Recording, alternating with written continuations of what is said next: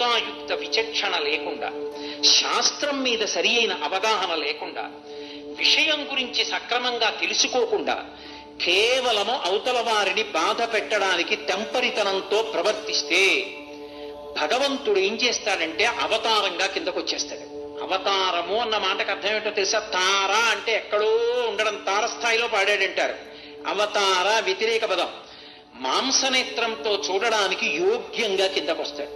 ఏదో చక్షుతో అన్నాను అనుకోండి, అందరికి అర్థం కాదు. మాంసనేత్రము ఏం బెగబెట్టి గుండెలు బాదుకోక్కర్లేదు, అర్థం అవడానికి ఆ మాటే వాడాలి. మాంసనేత్రంతో చూడడానికి యోగ్యంగా కిందకి దిగి వస్తాడు ఆయన.